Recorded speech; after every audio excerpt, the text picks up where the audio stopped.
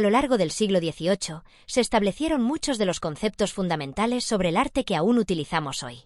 Durante esta época, nacieron ideas como el gusto, el genio, la imaginación creativa y la originalidad, que transformaron por completo nuestra comprensión del arte. Antes de este periodo, estos conceptos no existían tal como los conocemos. Además, fue en este tiempo cuando el arte y las bellas artes comenzaron a ser reconocidos como algo especial y distinto de otras disciplinas, como la ciencia o las manualidades. En este contexto, se definieron las 5 grandes artes principales: pintura, escultura, arquitectura, música y poesía. Estas 5 formas fueron consideradas el núcleo del sistema moderno del arte, aunque con el tiempo se han añadido otras como el teatro, la danza y la ópera. Este sistema es el que todavía usamos hoy para clasificar y pensar sobre el arte, y representó un cambio importante, ya que antes cada arte se estudiaba por separado y no se comparaban entre sí. El objetivo de este texto es destacar que el sistema de las 5 grandes artes no existía antes del siglo XVIII, aunque tiene raíces en ideas más antiguas. Fue en ese siglo cuando comenzó a tomar forma, no en términos de cómo han cambiado las artes mismas, sino en cómo se relacionan entre sí y el papel que desempeñan en nuestra cultura. Al comprender este cambio, podemos obtener una mejor perspectiva sobre la evolución del arte y cómo lo concebimos hoy. En la antigüedad, la palabra arte no tenía el mismo significado que le damos hoy. Para los griegos y romanos, arte englobaba cualquier actividad humana que se pudiera aprender, como los oficios y las ciencias. No se asociaba con las bellas artes, tal como lo entendemos ahora. Los antiguos filósofos, como Platón y Aristóteles, veían el arte como una actividad basada en conocimientos y principios, no solo como algo creativo o inspirado. Para ellos, el arte no era solo una forma de expresar belleza, sino un medio para hacer algo bien, relacionado con la moral y la bondad. Aunque algunas artes como la poesía, la música y la escultura eran valoradas, no formaban parte de un conjunto de bellas artes como lo hacemos ahora. La poesía, por ejemplo, tenía un lugar destacado, pero Platón la veía con cierto escepticismo, mientras que Aristóteles escribió un tratado completo sobre ella. En cuanto a las artes visuales, como la pintura y la escultura, aunque a veces eran admiradas, no tenían el mismo reconocimiento intelectual que las disciplinas literarias y filosóficas. En resumen, en la antigüedad no existía un sistema organizado de estética. Las ideas sobre el arte y la belleza estaban dispersas y se mezclaban con conceptos de moralidad, religión y la vida práctica. Fue mucho después, durante el siglo XVIII, cuando se reorganizaron estas ideas para formar los conceptos modernos de arte y estética tal como los entendemos hoy. En la Edad Media, existía el sistema de las 7 artes liberales, que dividía el conocimiento humano en 2 áreas: el trivium, gramática, retórica y dialéctica, y el quadrivium, aritmética, geometría, astronomía y música. Aunque en esta época el arte tenía un rol importante, no se distinguía como algo separado de otras disciplinas. Además, Hugo de San Víctor propuso un esquema con 7 artes mecánicas, que incluían oficios como la fabricación de telas, la agricultura o la medicina. Las artes visuales, aunque importantes, eran vistas más como oficios y no como bellas artes. Durante el Renacimiento, las artes comenzaron a ser vistas de manera diferente, pero no surgió aún el concepto completo de bellas artes. Los humanistas italianos dieron nueva importancia a las disciplinas clásicas como la gramática y la retórica, y a la poesía en particular, que antes se limitaba a un papel subordinado dentro de estas disciplinas. A finales del siglo XVI, la poesía y la prosa en lenguas vernáculas adquirieron el mismo prestigio que la literatura latina. El Renacimiento también introdujo la idea de los artistas como genios, influenciada por el platonismo. En el siglo XVI, las artes visuales como la pintura y la escultura empezaron a separarse de los oficios tradicionales y se establecieron academias de arte, como la Academia del Disegno en Florencia, donde los artistas recibían una educación formal que incluía materias científicas como geometría y anatomía. Aunque la pintura comenzó a ser comparada con la poesía, la noción de un sistema completo de bellas artes aún no existía. Esta comparación ayudó a dar prestigio a la pintura, pero no estaba integrada dentro de un sistema organizado de artes. Fue durante el siglo XVII, especialmente en Francia, cuando estas ideas empezaron a desarrollarse más claramente. A finales de ese siglo, filósofos como el Abbé Batteux crearon un sistema más claro para las bellas artes, dividiendo las artes en 2 grupos: las bellas artes, música, poesía, pintura, escultura y danza, y las artes mecánicas. Batteux propuso que todas las artes imitaban la naturaleza bella, y aunque su idea fue criticada, ayudó a establecer las bases para el sistema moderno de las bellas artes. En Inglaterra, pensadores como Jonathan Richardson y John Dennis también empezaron a destacar la relación entre las artes, y en el siglo XVIII, Anthony Shaftesbury jugó un papel crucial al integrar la estética con la moralidad, estableciendo las bases de la estética moderna. En Escocia, filósofos como Francis Hutcheson y Thomas Reid fueron clave para separar la ética de la estética, abriendo el camino para pensadores posteriores como Kant. A lo largo del siglo XVIII, la estética y la teoría del arte se consolidaron como disciplinas filosóficas separadas, gracias al trabajo de figuras como Baumgarten, quien introdujo el término estética, y otros pensadores alemanes como Lessing y Sulzer, que contribuyeron a desarrollar una teoría más completa de las bellas artes. Este movimiento culminó con la obra de Kant, quien integró la estética dentro de su sistema filosófico, marcando un punto de inflexión en la forma en que entendemos el arte y la belleza. Este proceso de sistematización de las artes y la estética que tuvo lugar durante el siglo XVIII no solo cambió la forma en que las entendemos, sino que también transformó nuestra relación con ellas, estableciendo los principios que seguimos hasta hoy. El siglo XVIII es reconocido como un hito fundamental en la historia de la estética y la crítica del arte, marcando el inicio de la estética moderna tal como la entendemos hoy. Aunque, a lo largo de los últimos 2 siglos, ha habido diversas teorías y movimientos que no siempre encajan fácilmente en un marco común, los debates y cambios recientes en el campo siguen basándose en nociones fundamentales que nacieron en ese siglo clave.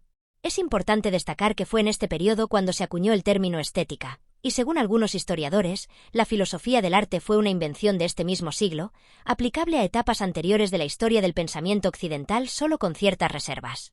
Una de las grandes contribuciones del siglo XVIII a la estética moderna fue la redefinición de conceptos clave como gusto, sentimiento, genio, originalidad e imaginación creativa. Estos términos no adquirieron su significado contemporáneo hasta esta época. Además, fue en este siglo cuando surgió una literatura en la que las distintas artes fueron comparadas entre sí y discutidas bajo principios comunes, en contraste con las épocas anteriores, cuando las distintas artes, poesía, pintura, arquitectura, música, se trataban como disciplinas separadas, con enfoque en preceptos técnicos más que en ideas generales. Otro punto crucial es el origen del concepto moderno de arte o bellas artes. Aunque hoy asociamos este término principalmente con las artes visuales, originalmente englobaba un conjunto más amplio de disciplinas, como la pintura, escultura, arquitectura, música y poesía, que constituyen lo que hoy conocemos como las 5 grandes artes. Esta clasificación no fue un concepto automático ni universalmente aceptado hasta el siglo XVIII, aunque sus raíces pueden encontrarse en el pensamiento clásico, medieval y renacentista. En este contexto, el propósito de este estudio es mostrar cómo esta agrupación sistemática de las artes se consolidó en ese periodo, aunque sin intentar adentrarse en teorías metafísicas sobre la belleza o en análisis específicos de cada arte, sino enfocándose en cómo las artes fueron entendidas y organizadas dentro de la cultura occidental. El término griego y su equivalente latino ars no hacían referencia exclusivamente a las bellas artes en el sentido moderno, sino que abarcaban toda actividad humana relacionada con oficios o ciencias. Mientras que la estética contemporánea defiende que el arte no puede ser enseñado, los antiguos consideraban que el arte era algo que podía ser aprendido y enseñado. Los filósofos antiguos, como Platón y Aristóteles, definían el arte como una actividad basada en principios racionales y conocimientos, una visión que persistió a lo largo de siglos. Sin embargo, su comprensión del arte no coincidía con la concepción moderna que tenemos hoy de las bellas artes. Por otro lado, la noción de belleza, un concepto central en la estética moderna, tampoco fue entendida en la antigüedad de la misma manera. En los escritos de Platón, la belleza no se refiere exclusivamente a la belleza física de las obras de arte, sino también a cualidades del alma o del pensamiento.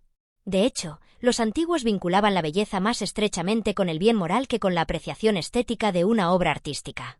Esta visión se transformó gradualmente en los siglos posteriores, especialmente con pensadores como Plotino y Agustín, quienes ampliaron la reflexión sobre la belleza, aunque sin generar un sistema estético separado como el que surgió en la modernidad. Al abordar la clasificación de las artes, la poesía siempre fue considerada de gran valor en la antigüedad. El poeta, como creador inspirado, tenía un lugar destacado, aunque la idea de que la poesía estaba vinculada a la locura divina también se presentó con cierto tono de ironía. Por su parte, Aristóteles, en su Poética, abordó la poesía de manera sistemática, estableciendo las bases para su posterior estudio y crítica, lo que permitió que la poesía adquiriera un lugar central en la filosofía del arte. Las artes visuales, como la pintura, escultura y arquitectura, no gozaban en la antigüedad del mismo prestigio intelectual que la poesía o la música. Aunque fueron valoradas por sus logros, no se les otorgó un lugar destacado en las filosofías antiguas ni en sus sistemas del conocimiento. La antigüedad dejó nociones dispersas sobre las artes, las cuales, aunque influyeron de manera duradera, necesitaron ser reinterpretadas y reorganizadas antes de poder formar una estructura estética coherente. Durante la Alta Edad Media, El esquema de las 7 artes liberales heredado de la antigüedad tardía reflejaba una clasificación general del conocimiento humano que influiría en la estructura educativa hasta el siglo XII. Sin embargo, este sistema se fue quedando corto a medida que el conocimiento se expandió en los siglos siguientes. Los intentos de reestructuración del saber, influenciados por las traducciones de las obras de Aristóteles y otros filósofos, fueron fundamentales para redefinir las disciplinas y las artes, aunque las artes mecánicas también tuvieron un lugar en el pensamiento medieval. En resumen, la comprensión de las artes y su clasificación dentro de la cultura occidental pasó por una serie de transformaciones clave entre la antigüedad y la modernidad. Los conceptos de arte y bellas artes, tal como los entendemos hoy, no adquirieron una forma definida hasta el siglo XVIII, pero sus raíces se encuentran en el pensamiento filosófico y cultural que precedió a este periodo.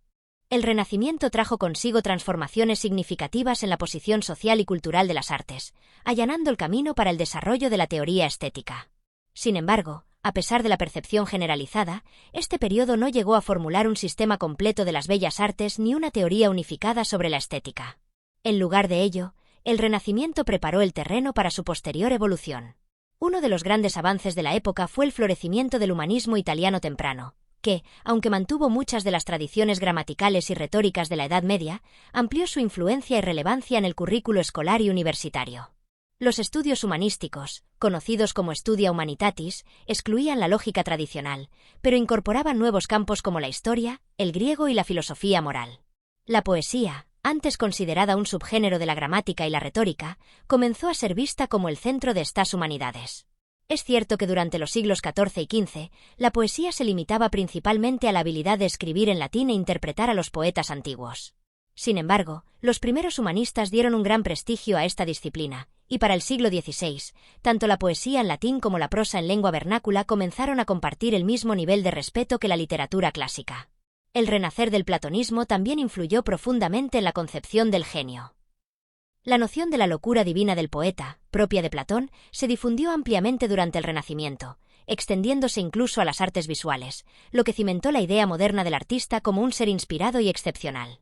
Otro cambio significativo fue la evolución de las artes visuales. En Italia, durante el siglo XVI, la pintura, la escultura y la arquitectura se separaron claramente de los oficios artesanales que las habían definido en épocas anteriores. Giorgio Vasari acuñó el término arti del disegno, que más tarde inspiraría el concepto de las bellas artes. Este cambio teórico se institucionalizó en 1563 con la creación de la Academia del Disegno en Florencia, que rompió los lazos de los artistas con los gremios de artesanos y estableció un modelo para futuras academias en toda Europa. Estas academias seguían el modelo de las academias literarias y ofrecían una educación más estructurada, que incluía materias científicas como la geometría y la anatomía. A través de estas reformas, la pintura adquirió el mismo prestigio que la literatura. Esto dio origen a la famosa comparación entre la pintura y la poesía, que se basa en la célebre máxima de Horacio, ut pictura poesis, como la pintura, así la poesía. Este paralelismo no solo favoreció la elevación de la pintura, sino que también contribuyó a la creación del concepto moderno de las bellas artes, aunque aún no se había consolidado un sistema claro. A lo largo del siglo XVII, la influencia cultural de Italia se desplazó hacia Francia, donde las ideas renacentistas fueron transformadas por el clasicismo y la Ilustración. La crítica literaria y la teoría poética, que habían sido prominentes en el Renacimiento, quedaron algo relegadas frente al auge de las artes visuales. Francia produjo pintores de renombre como Poussin y, a finales de siglo, músicos como Lully, que establecieron una fuerte identidad nacional en las artes. El siglo XVII también fue testigo del ascenso de las ciencias naturales. Con los descubrimientos de Galileo y Descartes, así como el establecimiento de la Académie des Sciences y la Royal Society, las ciencias comenzaron a ganar un prestigio que influiría en la cultura de la época. Este desarrollo impulsó la famosa Querelle des Anciens et Moderns en Francia, un debate sobre la superioridad de los antiguos frente a los modernos que también reflejaba el cambio de perspectiva sobre el progreso humano. En este contexto, el abbé Batteux dio un paso decisivo hacia la creación de un sistema de las bellas artes en su obra Les Beaux Arts Réduits à un Même Principe, 1746.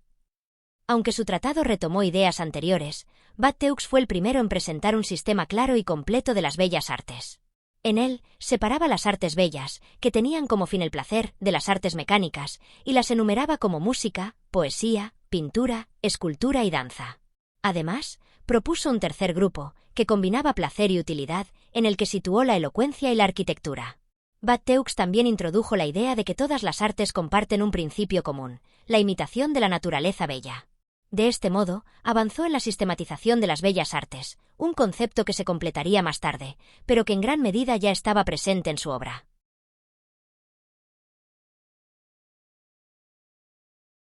Durante el siglo XVIII, los críticos alemanes y sus historiadores contemporáneos criticaron la teoría de la imitación de Bateux, sin reconocer que él fue el primero en formular un sistema de las bellas artes que luego se asumió como evidente.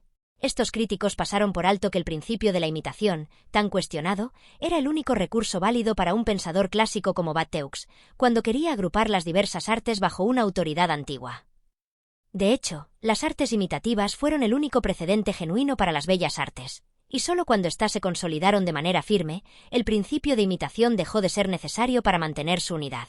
El estudio de la historia del pensamiento artístico en Inglaterra a partir de este momento revela una interesante transición. Durante el siglo XVII y gran parte del XVIII, los escritores ingleses estuvieron influenciados por las teorías francesas, pero pronto comenzaron a realizar contribuciones propias, que también impactaron el pensamiento continental, especialmente en Francia y Alemania. A principios del siglo XVIII, figuras como Jonathan Richardson defendieron la pintura como un arte liberal, mientras que John Dennis resaltó la afinidad entre la poesía, la pintura y la música. Sin embargo, la influencia más destacada vino de Anthony, Earl of Shaftesbury, quien se convirtió en uno de los pensadores más relevantes de la época, no solo en Inglaterra, sino en toda Europa.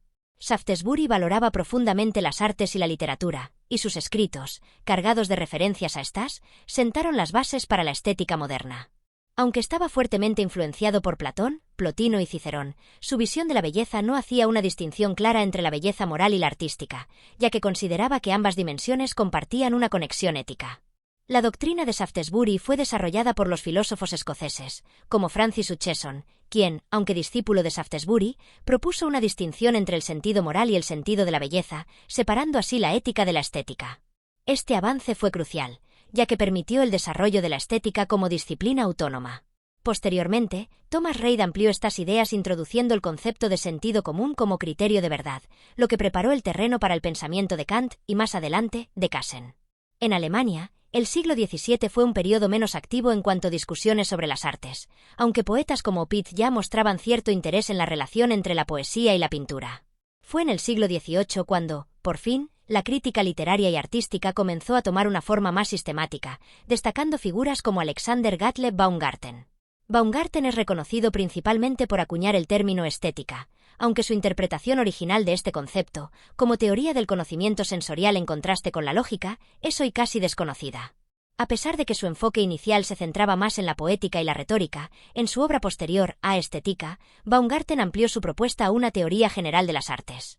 Sin embargo, sus esfuerzos seguían limitados a la poesía y la elocuencia, lo que le dio un enfoque incompleto respecto a las demás disciplinas artísticas.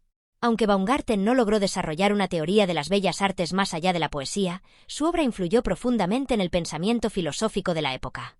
En este contexto, los franceses, especialmente Bateux y los enciclopedistas, lograron formular una visión más comprensiva de las bellas artes. Sin embargo, fue en Alemania, durante la segunda mitad del siglo XVIII, cuando las ideas de Bateux fueron finalmente utilizadas para construir una teoría filosófica sólida de la estética, desarrollando la concepción de las bellas artes como una disciplina filosófica en sí misma. La expansión del concepto de estética en Alemania, impulsada por la influencia de Bateux, los enciclopedistas y la creciente apreciación por las artes visuales y la música, marcó un momento crucial en el desarrollo de la filosofía estética tal como la conocemos hoy. Los estudios de Winkelmann sobre el arte clásico tienen una gran relevancia para la historia de la estética, ya que despertaron un entusiasmo notable entre los lectores alemanes por la escultura y la arquitectura antiguas. Sin embargo, su impacto en la relación entre las artes visuales y la literatura no fue tan significativo. En un sentido similar, Laocoon, 1766, de Lessing se destaca no solo por sus teorías sobre poesía y artes visuales, sino también por la atención que un escritor tan respetado dio a las artes en general. No obstante, la posición de Laocoon en la historia de la estética ha sido a menudo malinterpretada. Algunas interpretaciones sugieren que Laocoon rompió con la tradición clásica del paralelismo entre pintura y poesía, una tradición que se remontaba a la antigüedad y había sido desarrollada durante los siglos XVI, XVII y principios del XVIII. Sin embargo, esta visión no captura toda la historia. Aunque Laocoon desafió este paralelismo, es importante recordar que esa conexión entre pintura y poesía fue fundamental para la evolución del sistema moderno de las bellas artes. Para cuando Lessing escribió, ya existía un sistema más amplio que incluía no solo la pintura y la poesía, sino también la música y las artes visuales, y el enfoque de Lessing no alcanzaba a abarcar esta complejidad. De hecho, la crítica a Laocoon de varios contemporáneos de Lessing resalta que su análisis no consideraba a todas las bellas artes, particularmente la música. Lessing mismo reconoció esta crítica en notas póstumas para una posible segunda parte de su obra, aunque nunca desarrolló una teoría más inclusiva que integrara todas las artes. En este sentido, Laocoon representó un desvío dentro de la evolución hacia un sistema más cohesivo de las artes, un sistema que no se concretó en su obra. A pesar de estas limitaciones, las contribuciones de otros pensadores, como Mendelssohn, Sulzer y Herder, fueron clave en el avance de la estética en Alemania. Mendelssohn, quien ya estaba familiarizado con los escritos franceses e ingleses, propuso la idea de que las bellas artes, pintura, escultura, música, danza y arquitectura, y las belles lettres, poesía y elocuencia, debían reducirse a un principio común superior a la mera imitación, convirtiéndose en uno de los primeros en formular un sistema de las bellas artes en Alemania. Criticó tanto a Baumgarten como a Meyer por no haber desarrollado este programa de una ciencia estética más amplia, que incluyera todas las artes y no solo la poesía y la literatura. Además, Mendelssohn formuló una teoría sobre las tres facultades del alma, que correspondían con los tres principios del bien, la verdad y la belleza, lo que lo posicionó como una figura clave en la evolución de la estética alemana. Por otro lado, el pensador suizo Sulzer desarrolló más sistemáticamente lo que Mendelssohn había planteado. Conocido por su obra Teoría General de las Bellas Artes, Sulzer amplió el trabajo de Baumgarten y Mendelssohn, abarcando todas las bellas artes y proponiendo una visión integrada de ellas. Su obra, aunque criticada por su estilo pedante, fue clara y exhaustiva, y tuvo un impacto significativo en la difusión de la idea de que las bellas artes están intrínsecamente relacionadas. La influencia de Sulzer también se extendió a Francia, donde sus ideas fueron incorporadas a la Gran Enciclopedia. A lo largo de las décadas posteriores a 1760, el interés por la estética creció rápidamente en Alemania. Universidades comenzaron a ofrecer cursos sobre el tema, siguiendo el ejemplo de Baumgarten y Meyer, y numerosos tratados y manuales sobre estética fueron publicados cada año, reflejando el creciente reconocimiento de la disciplina como un campo fundamental para comprender las artes. Para cerrar esta reseña, es importante hablar de Kant, ya que fue el primer gran filósofo que integró la estética y la teoría filosófica de las artes en su sistema general. El interés de Kant por la estética se refleja desde sus primeros escritos, como en su análisis de lo bello y lo sublime, influenciado por Burke. Además, tuvo la oportunidad de abordar temas estéticos en varios de sus cursos. Aunque las notas de estos cursos, que permanecen en manuscritos no publicados, han sido utilizadas por estudiosos de la estética kantiana, se sabe que Kant estaba profundamente familiarizado con los principales autores franceses, ingleses y alemanes sobre el tema, aunque no siempre los mencionaba en sus obras. Al momento de publicar la Crítica de la razón pura, Kant usaba el término estética de manera diferente a como lo hacía Baumgarten. De hecho, en esa obra expresa que no cree posible desarrollar una teoría filosófica de las artes. Sin embargo, su visión cambió con el tiempo, y en su Crítica del juicio, la estética adquiere un lugar central dentro de su sistema filosófico, específicamente en la segunda parte de su obra. En este texto, Kant hace una división de las facultades de la mente, añadiendo la facultad de juicio, que incluye tanto la estética como la teleología, junto a la razón pura y práctica. De esta forma, la estética, como teoría filosófica de la belleza y las artes, se coloca al mismo nivel que la teoría de la verdad, metafísica, y la teoría del bien, ética, lo que representa una innovación importante en la tradición de la filosofía sistemática. Hasta ese momento, filósofos como Descartes, Spinoza y Leibniz, aunque abordaron temas de belleza y arte, no otorgaron a la teoría estética un lugar separado o independiente dentro de sus sistemas. Kant, influenciado por Baumgarten y por la rica literatura filosófica de su época, dio un paso decisivo al integrar la estética dentro de su sistema filosófico. En la Crítica del juicio, Kant profundiza en los conceptos de lo sublime y la belleza natural, pero pone un énfasis particular en la belleza en las artes. Además, ofrece una división de las bellas artes que incluye las artes del habla, poesía, elocuencia, las artes plásticas, escultura, arquitectura, pintura y jardinería, y las artes del bello juego de los sentimientos, música y arte del color. Aunque este esquema no fue completamente adoptado por sus sucesores, marcó un importante punto de partida. Desde Kant, la estética ha ocupado un lugar permanente entre las disciplinas filosóficas principales. El sistema moderno de las bellas artes, tal como lo conocemos hoy, fue consolidado en el siglo XVIII, y ha sido generalmente aceptado por los filósofos posteriores, con algunas variaciones en los detalles. Sin embargo, Esta agrupación de las artes visuales junto a la poesía y la música dentro del sistema de las bellas artes no existió en la antigüedad, ni en la Edad Media ni en el Renacimiento. Fue durante el Renacimiento cuando se promovió la separación de las artes visuales de los oficios, y se empezaron a realizar comparaciones entre ellas, especialmente entre la pintura y la poesía. A partir del siglo XVII, con la emancipación de las ciencias naturales, se logró una distinción más clara entre las artes y las ciencias. Fue en el siglo XVIII, particularmente en Inglaterra y Francia, cuando surgieron tratados sistemáticos que agruparon, compararon y teorizaron las bellas artes, dirigidos principalmente a un público amateur. En Alemania, hacia la segunda mitad del siglo, se dio un paso adicional al incorporar la teoría estética dentro del sistema filosófico como una disciplina independiente. De este modo, el sistema moderno de las bellas artes tiene sus raíces en el pensamiento prerromántico, aunque fue en la estética romántica y posterior donde se consolidó. Las razones detrás de la génesis del sistema moderno de las bellas artes en el siglo XVIII no son fáciles de identificar. Entre los factores que jugaron un papel clave se encuentran el auge de la pintura y la música desde el Renacimiento, no tanto en términos de logros concretos, sino en cuanto a su prestigio y atractivo, el surgimiento de la crítica literaria y artística, y sobre todo, la aparición de un público amateur que comenzó a asistir a exposiciones, conciertos y representaciones teatrales. Este interés por las bellas artes fue más fuerte entre el público, que encontraba un disfrute común en las diferentes artes, que entre los propios artistas, quienes estaban más enfocados en los fines y técnicas particulares de su disciplina, como se puede observar en la reacción de Goethe. La evolución de la estética moderna está profundamente influenciada por la crítica amateur, lo que explica por qué, durante mucho tiempo, los estudiosos han abordado las obras de arte desde la perspectiva del espectador, lector o oyente, en lugar de enfocarse en el artista como creador. Este fenómeno nos ofrece una valiosa lección sobre cómo se difunden las ideas. Estamos acostumbrados a ver cómo los conceptos innovadores, inicialmente desarrollados por grandes pensadores, gradualmente se incorporan en las obras de autores secundarios y, con el tiempo, se convierten en parte del pensamiento común. Así fue como se desarrolló la estética desde Kant hasta la actualidad. Sin embargo, la historia de la estética antes de Kant sigue un camino muy diferente. Las ideas fundamentales que dan origen a la estética moderna no surgieron dentro de las corrientes filosóficas sistemáticas ni de la obra de grandes filósofos. Más bien, aparecieron de manera discreta en pensadores secundarios, cuyas obras, aunque influyentes en su tiempo, hoy son casi desconocidas. Estas ideas fueron discutidas en círculos intelectuales y reflejadas en sus escritos. A lo largo del tiempo, estas nociones se desarrollaron de manera gradual, y solo después de consolidarse en un patrón más coherente encontraron aceptación en los grandes filósofos y pensadores sistemáticos. La estética de Baumgarten, por ejemplo, fue solo un programa, mientras que la estética de Kant representó una elaboración filosófica de un conjunto de ideas que habían estado en proceso durante casi un siglo, de forma no filosófica.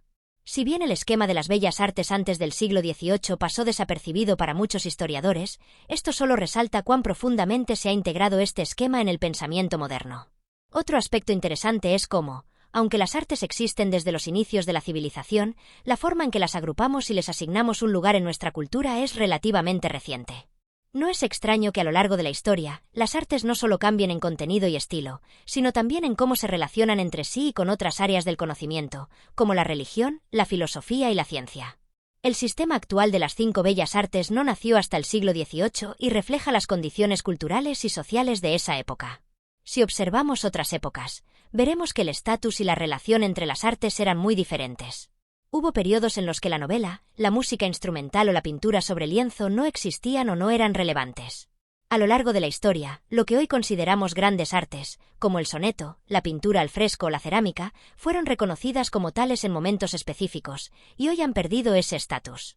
En cambio, el cine, una forma de arte completamente nueva, es un ejemplo de cómo las nuevas técnicas pueden dar lugar a modos de expresión artística que los esteticistas del siglo XVIII y XIX no podían anticipar. La distinción entre artes mayores y sus subdivisiones es, en muchos casos, arbitraria y depende de la tradición crítica o la preferencia filosófica. Por ejemplo, en el siglo XVIII, el grabado se consideraba un arte independiente, mientras que hoy en día lo vemos como una subdivisión de la pintura. De igual forma, la poesía, la música vocal e instrumental, o la prosa y el drama, pueden ser vistas como partes de un mismo arte o como disciplinas separadas, según la perspectiva que se adopte. A lo largo del tiempo, las artes han experimentado ascensos y declives, y el sistema tradicional de las bellas artes muestra signos de desintegración. Desde finales del siglo XIX, la pintura se ha distanciado de la literatura más que nunca, mientras que la música ha encontrado nuevos vínculos con la poesía. Los oficios, por su parte, han logrado recuperar su estatus como artes decorativas. Estos cambios han generado una creciente insatisfacción entre artistas y críticos, quienes sienten que el sistema estético tradicional ya no refleja adecuadamente la diversidad y las técnicas de las distintas artes. Los excesos del esteticismo han dado paso a una reacción, que aún está en proceso de expansión. Algunos filósofos contemporáneos ahora consideran que el arte y la estética son aspectos omnipresentes de la experiencia humana, y no simplemente dominios limitados a las bellas artes tradicionales.